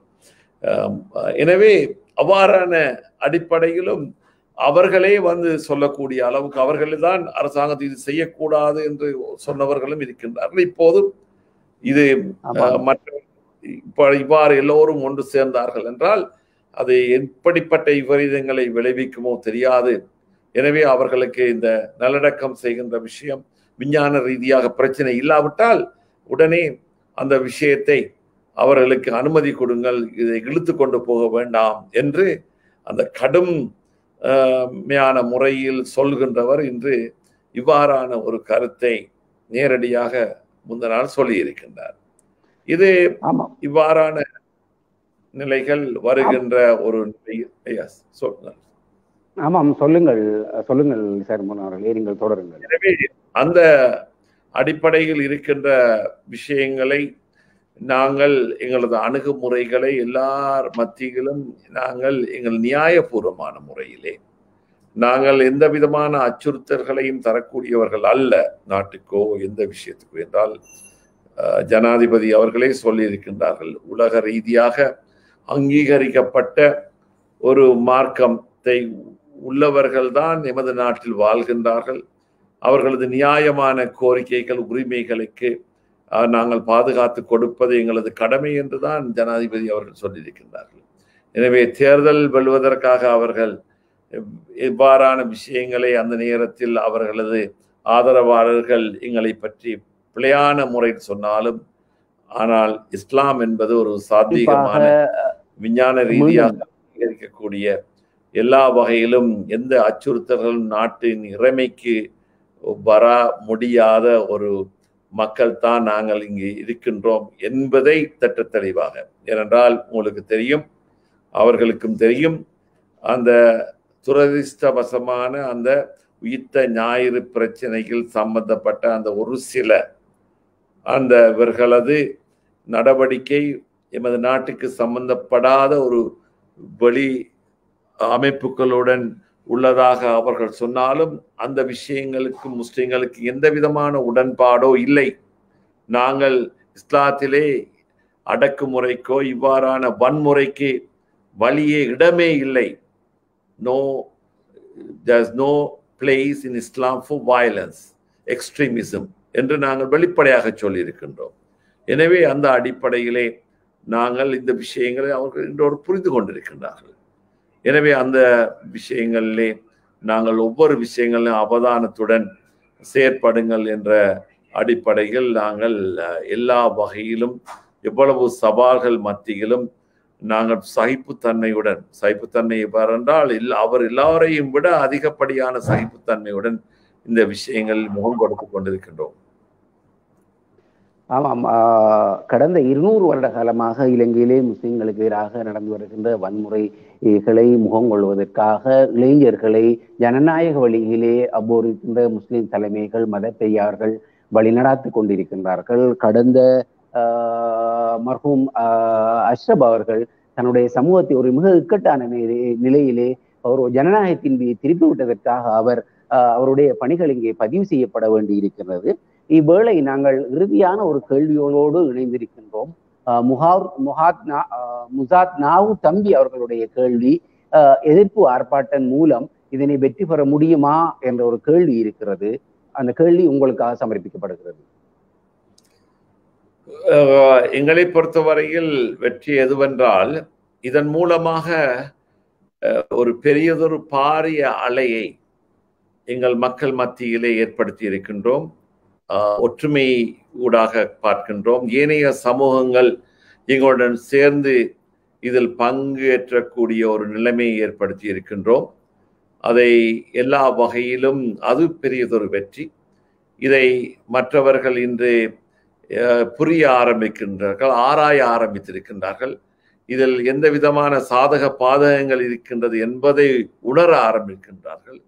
எனவே அந்த அடிப்படையிலே நாங்கள் நாளொரு மேனியும் பொழுதொரு வண்ணவுமாக வெற்றியை நோக்கித்தான் சென்று கொண்டிருக்கின்றோம் என்பதுதான் எங்களுக்கு இப்போது நாங்கள் காணுகின்ற விஷயம். ஏன்னா அதுதான் மிகவும் முக்கியம். எங்களோட மெசேஜ், நாங்கள் கொடுக்கின்ற அந்த உறுதியான விஷயங்கள் எல்லோர் மத்தியிலும் அடைவுகளை அடைகிறது. எல்லா மட்டத்திலும் அந்த விழிப்புணர்ச்சியை ஏற்படுத்தி இருக்கின்றது. அந்த கவன ஈர்ப்பை நாங்கள் உண்டாக்கி வருகின்றோம். அது மிகவும் முக்கியமாக இருக்கின்றது. எனவே அந்த கவன ஈர்ப்பு மூலமாக இன்று அனைவரும் எங்களது இஸ்லாமிய விஷயங்கள், ஏன் அவர்கள் ஆரம்பத்திலே இந்த அளவுக்கு அவர்களை பொறுத்தவரையில் தகனம் செய்வது சாதாரணமான ஒரு விஷயமாக இருந்தது. ஆனால் எங்களை பொறுத்தவரையில் ஒரு நாளும் தீக்கு இரையாக எங்களது ஜனாசாக்களை கொடுக்க மாட்டோம் என்பதில் மிகவும் உறுதியாக இருக்கின்றோம். அது ஏன் என்ற விளக்கங்களை எல்லாம் இன்று அவர்கள் உணர்த்தக்கூடிய அடிப்படையிலே எங்களது இந்த அமைதி போராட்டம் முன்னேறி கொண்டிருக்கின்றது. ஆமாம், குறிப்பாக 2009க்கு பிறகு இலங்கையிலேயே நடைபெற்று வருகின்ற இந்த முஸ்லிம்களுக்கு எதிரான நிகழ்வுகளிலே வெளிநாட்டு சக்திகளுடைய தலையீடு இருப்பதாகத்தான் 2014களிலே நான் நினைக்கிறேன் செப்டம்பர் 5ஆம் தேதியை திவையினை பத்திரிகையும் 2014 மே 19ஆம் தேதியை ராவைய பத்திரிகையும் இதிலே வெளிநாட்டு சக்திகளுடைய தலையீடு இருப்பதாக தெரிவித்தன. தொடர்ந்து இவ்வாறு இன்றைய வரை நடக்கின்ற இந்த நிகழ்வுகளை இந்த வெளிநாட்டு சக்திகளுடைய தலையீடு குறித்து நீங்கள் எவ்வாறு பார்க்கிறீர்கள்? இலங்கையின் பூகோள ரீதியான நிலையம் எல்லோருடைய கவனத்திலும் ஈர்க்கப்படுகின்ற விஷயம். அல்லது ஜியோ பாலிட்டிக்ஸ் சொல்வார்கள், அல்லது எங்களது கேந்திர நிலையம் என்று சொல்வார்கள். அதற்காக வேண்டி பலர் எமது நாட்டை நோக்கி இவ்வாறான முறைகளிலே அவர்கள் தங்கள் வசம் அல்லது தாங்கள் இதை பாவிக்க போனாலும், எங்களது இறைமை என்ற அடிப்படையிலும், இறைமை என்பது நாட்டின் இறைமை என்பது ஒற்றாட்சி ஒரு நாடு மாத்திரமல்ல, அதில் வாழ்கின்ற ஒவ்வொரு பிரஜையினது அடிப்படை உரிமைகளை நாங்கள் பாதுகாப்பது என்பதுதான் அந்த இறைமை. அதுதான் உண்மையான இறைமை. எனவே அந்த இறைமையை நாங்கள் விட்டுக் கொடுக்க முடியாது. அதாவது உலகளாவ வருகின்ற நல்ல விஷயங்களுக்கு நாங்கள் ஆதரவு கொடுக்கின்ற நேரத்தில் இலங்கையிலே பொருளாதார ரீதியாக சுபீட்சத்தை ஏற்படுத்த வேண்டும் என்றால், உண்மையான முறையிலே நிலையான அபிவிருத்தியை உலக நாடுகள் கொண்ட அந்த அடிப்படையிலே நாங்கள் வெற்றிகரமாக ஏற்படுத்த வேண்டும் என்றால், அவர்கள் சொல்லுகின்ற நல்ல விஷயங்களை நாங்கள் அந்த விஷயங்கள் கவனம் செலுத்தினாலே போதும் இலங்கை செழிப்படைவதற்கு. அந்த அடிப்படையில் நாங்கள் கவனம் செலுத்த வேண்டுமே தவிர அதை விட்டு மற்றவர்களது நிகழ்ச்சி நிரலிலே நாங்கள் மாற்றினோம் என்றால் எமது இலங்கை நாட்டின் எதிர்கால சுபிட்சம் எவ்வாறு அமையும் என்பதை எங்களது ஆட்சியாளர்கள் புரிந்து செயற்பட வேண்டும். மாறுகின்ற அரசாங்கங்கள் ஒரு நிலையான ஒரு கொள்கையை, வெளிநாட்டு கொள்கையை அவர்கள் கடைபிடிக்க வேண்டும். அது அந்த அடிப்படையில் அவர்கள் இந்த விஷயங்கள் செயற்பட்டால்தான் உண்மையான சுபிட்சத்தை, உண்மையான இறையாண்மையை நாங்கள் பாதுகாக்க முடியும். இந்த பக்கத்தில் உள்ள அந்த சிறிய சிங்கப்பூரை விட சிறப்பான சுபிட்சத்தை அடையக்கூடிய அத்தனை இயற்கை வளங்களையும் பெற்ற நாங்கள் இன்று இந்த நிலையில் இருக்கின்றோம் என்றால், அதிலும் குறிப்பாக இந்த அரசாங்கம் வந்ததிலிருந்து பல சவால்கள் அவர்களுக்கு வந்திருக்கு. குறிப்பாக இந்த பெண்டமிக் சிச்சுவேஷன், இந்த COVID-19 உலகளாவ வருகின்ற இந்த விஷயத்திலே இப்போது முதலாவது அலையை அவர்கள் சமாளித்து இப்போது இரண்டாவது அலையை இவர்கள் சரியான முறையில் இவர்கள் நிர்வாகம் செய்ய முடியாத காரணத்தினால் இப்போது எந்த அளவுக்கு இந்த பிரச்சனையை அவர்கள் சரியான முறையில் கையாளவில்லை என்பதையெல்லாம் இன்று அவர்கள் உணர வேண்டிய கடமைப்பாடு இருக்கின்றது. இன்று உலகளாவ வேக்சின் என்ற விஷயத்திலே தடுப்பூசி, தடுப்பு மருந்துகள் எல்லாம் கொண்டு வருகின்ற நேரத்திலே உலக சுகாதார நிறுவனத்தின் சிபாரிசுகளின் படி செய்பவர்கள் ஏன் அவர்களது சிபாரிசின் படி இந்த எங்களது இறக்கின்ற ஜனாசாக்களை நல்லடக்கமும் செய்யலாம் என்ற ஆரம்பத்திலிருந்து அவர்கள் கொடுத்த அந்த விஷயத்தை ஏன் பிரகடனப்படுத்த முடியாது? எனவே அவ்வாறான நல்ல விஷயங்களை இவர்கள் கடைபிடிக்கின்ற நேரத்தில் எமது மக்களுக்கு உள்ள மனித உரிமைகள் மீறப்படாத முறையில் இவர்கள் நடக்கின்ற நல்லிணக்கத்தை ஏற்படுத்துகின்ற நேரத்தில் நிச்சயமாக எல்லா நாடுகளும் தாராளமாக எமது நாட்டுக்கு உதவுவதற்கும் எங்களது எல்லா விஷயங்களிலும் சுபிட்சம் அடைவதற்கும் சாதகமாக அமையக்கூடிய ஒரு சூழ்நிலையைத்தான் இவர்கள் பார்க்க வேண்டும். அதுதான் எமது நாட்டை பொறுத்தவரை இப்போது மிகவும் முக்கியமான விஷயம். எனவே எமது நாட்டில் எல்லா வளங்களும் இருக்கின்றது. எங்களுக்கு வெளிநாட்டின் பல உதவிகளும் எங்களுக்கு கிடைத்தால்தான் அந்த இப்போது அதல பாதாளத்தில் இருந்த பொருளாதாரத்தை கூட நாங்கள் சரியான முறையில் கட்டி எழுப்ப முடியும். எனவே அவ்வாறான விஷயங்களில் கவனம் செலுத்தினால்தான் இவர்கள் அரசியல் கொள்கையின்படி அவர்களது பிரகடனத்தின்படி உண்மையான சுபிட்சத்தை அடைய முடியும். எனவே அதை வெற்றிகரமாக செய்வதற்கு மிகவும் கரிசனையுடன் இந்த விஷயங்களை பார்த்து அவர்கள் செயற்பட வேண்டும் என்பதுதான் எனது தாழ்மையான கருத்து. ஆமாம், இவ்வேளை கடந்த ஆகஸ்ட் மாதம் தொலைக்காட்சி ஒன்றுக்கு பேட்டியளித்த இந்த நாட்டினுடைய நீதி அமைச்சராக இருக்கின்ற அலி சப்ரி அவர்கள் இதனுடைய சுகாதார வழிகாட்டலை தாண்டி அரசியல் ரீதியான ஒரு நோக்கம் இருப்பதாக வெளிப்படையாக சொல்லி இருந்தார். அண்மைய நிகழ்வுகள் கூட அவ்வாறு தான் சென்று கொண்டிருக்கின்றன. நீங்கள் கூட அந்த விடயங்களை குறித்து காட்டியிருக்கிறீர்கள்.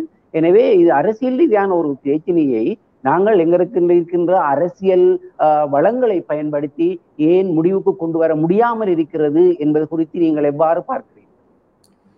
இதில் இப்ப எங்களது அரசியலை பிரதிநிதிப்படுத்துபவர்கள் அவர்கள் கொள்கை அடிப்படையிலே இந்த விஷயங்களை அவர்கள் முன்னிலையில் வைக்கின்ற நேரத்தில் இவற்றை வெற்றி அடையலாம். ஆனால் அதை விட்டுவிட்டு தங்களது சுயநல தேவைகளுக்காக அவர்கள் மாறி வருகின்ற அரசாங்கங்களின் சலுகைகளை மாத்திரம் கேட்கின்ற நேரத்திலே எங்களது உரிமைகளை நாங்கள் இழக்க வேண்டிய ஒரு சூழ்நிலை ஏற்பட்டிருக்கின்றது. இதுதான் இன்று நாங்கள் முகம் கொடுக்கின்ற ஒரு நிலைமை.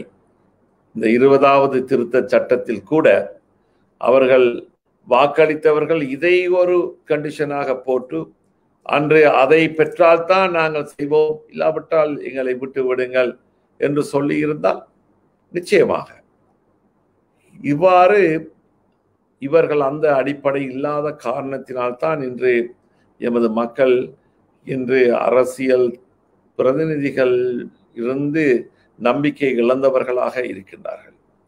இந்த நிலைமை மாற்றப்பட வேண்டும். இதற்கு உண்மையான நல்ல கொள்கை அடிப்படையிலே இன்று நாங்கள் செயற்பட வேண்டும்.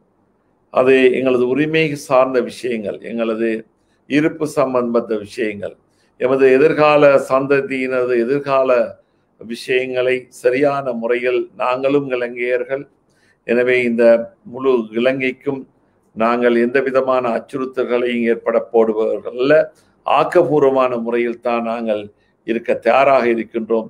நாங்கள் சுயநலமற்றவர்களாக எமது ஒட்டுமொத்த இலங்கைக்கும் எங்களது பங்களிப்பை தயாராக இருக்கின்றோம் என்ற அடிப்படையில் உள்ள பிரதிநிதிகளாக மக்கள் தெரிவு செய்ய வேண்டும். இது எங்களது மக்களது தவறும் கூட. எனவே தேர்தல் காலத்திலே வந்து அவர்கள் போடுகின்ற அந்த ஒரு பார்சலுக்காக, தேர்தல் காலத்திலே கொடுக்கின்ற பணத்துக்காக இவர்கள் இவ்வாறு பிரதிநிதிகளை தெரிவு செய்கின்ற பொழுது அவர்கள் அப்படிப்பட்டவர்கள் அவர்களது சுயநல தேவைகளுக்காக அவர்களுக்கு அவர்களது தொழில்களை மேம்படுத்துவதற்காகத்தான் பார்க்கின்றார்களே தவிர சமூக ரீதியாகவோ சமூக மக்கள் ரீதியாகவோ எமது உரிமை ரீதியாகவோ அல்லது ஒட்டுமொத்தமாக நாட்டின் நல்லிணக்கத்துக்காகவோ செயற்படக்கூடிய தன்மை அவர்களிடம் இல்லாது நாங்கள் வெளிப்படையாக காணக்கூடியதாக இருக்கின்றது. எனவே அதிலே நாங்கள் கவனம் செலுத்த வேண்டும்.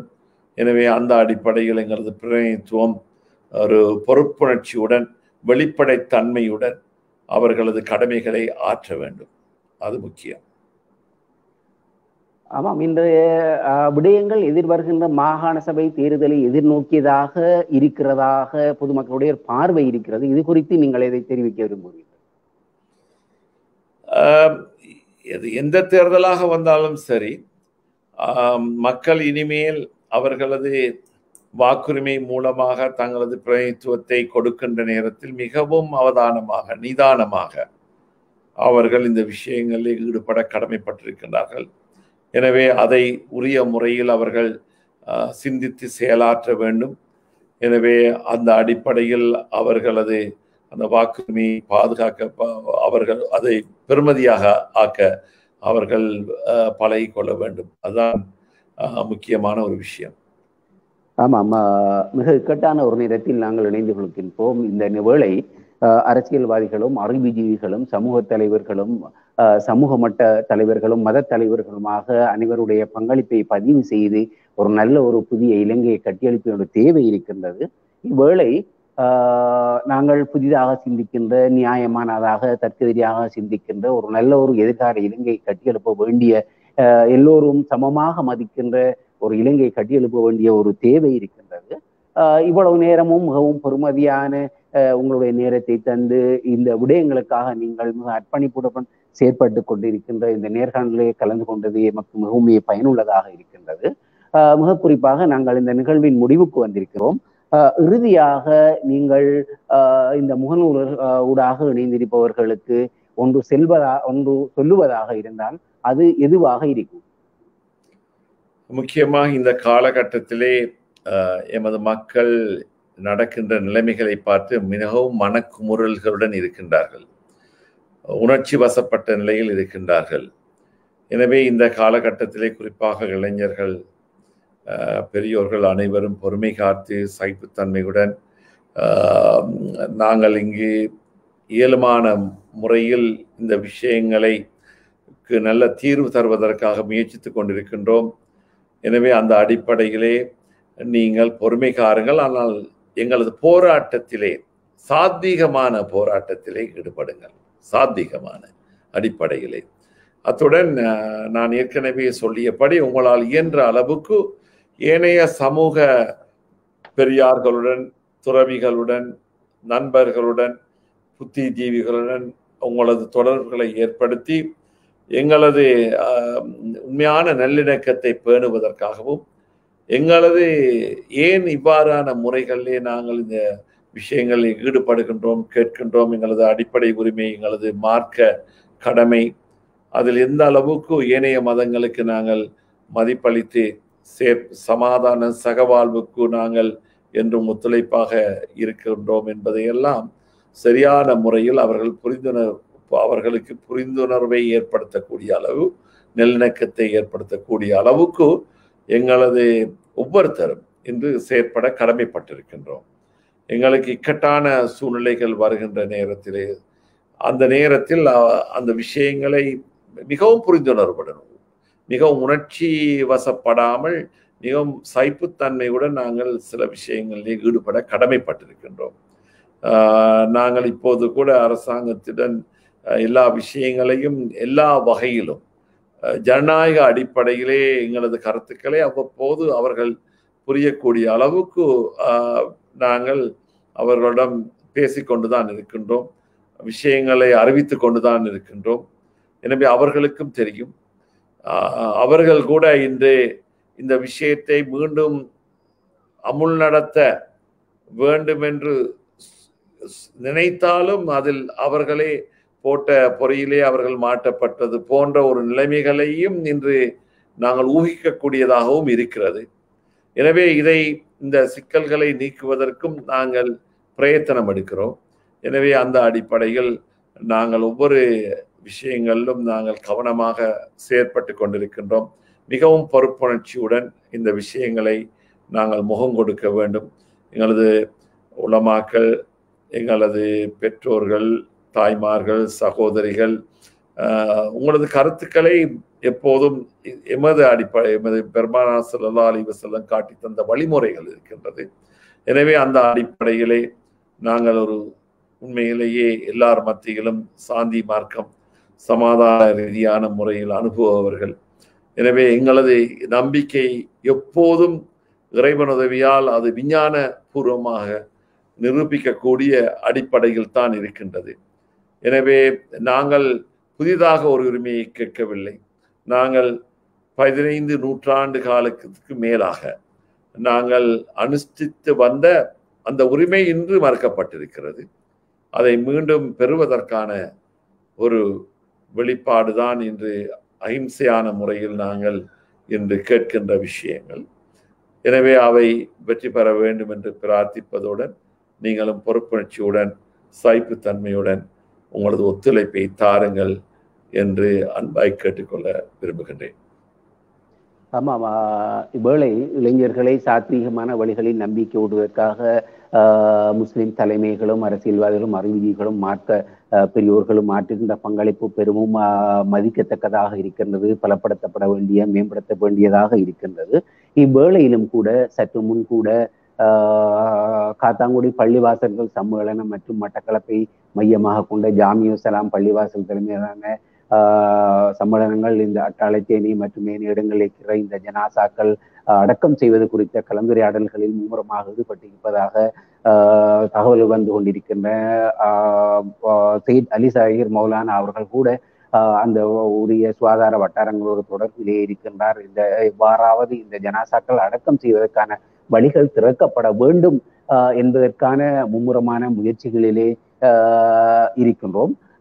குறிப்பாக இந்த நாட்களிலே நாங்கள் எங்களுடைய பிரார்த்தனைகளிலே, தொழுகைகளிலே, நோன்புகளிலே நாங்கள் இந்த விடயங்களை சேர்த்துக்கொள்வோம். அந்த குடும்பங்கள் அமைதி அடைவதற்கும், அந்த குடும்பங்களுடைய கவலைகளை ஆற்றுப்படுத்துவதற்கும், அந்த குடும்பங்களுடைய கவலைகளோடு நாங்கள் பகிர்ந்து கொள்வதற்கும், அவர்கள் கவலைகளோடு உடனிருப்பதற்குமாக நாங்கள் AKP நியூஸ் இந்த வேலையை தான் பதிவு செய்திருக்கின்றது. இந்த வேலையை சிறப்பித்ததற்காக ஒரு டிப்ளோமேட்டிக்ஸாக ஐரோப்பிய நாடுகளிலே, குறிப்பாக நாடுகளிலே அறியப்பட்டிருக்கின்ற எங்களுடைய அலி சாஹிர் மௌலானா அவர்கள் இணைந்து கொண்டிருக்கின்றார். அவர் மிகவும் முக்கியமான காத்திரமான பங்களிப்பை இந்த வேளை வழங்கினார். இந்த வேளையிலே நாங்கள் ஆசிய வட்டகையிலே ஒரு பன்மைத்துவதற்கு முழு முன்மாதிரியாக இருந்த இலங்கை நாடு மீண்டும் அந்த நிலைக்கு வர வேண்டும் என பிரார்த்தித்து கொண்டு எதிர்கால சமூகம் புதிதாக சிந்திக்கின்ற,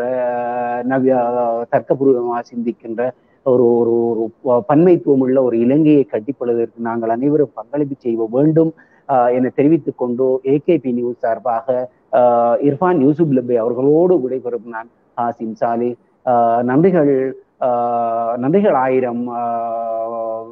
முன்னாள் பிரதி அமைச்சர், ராஜாங்க அமைச்சர் சையத் அலி சாஹிர் மௌலானா அவர்களே. அல்ஹம்துலில்லாஹ், நன்றிகள் உங்களுக்கும் என்னை இந்த உங்களது ஊடகம் மூலமாக இணைத்துக் கொண்டதற்கு. இவ்வாறான சந்தர்ப்பம்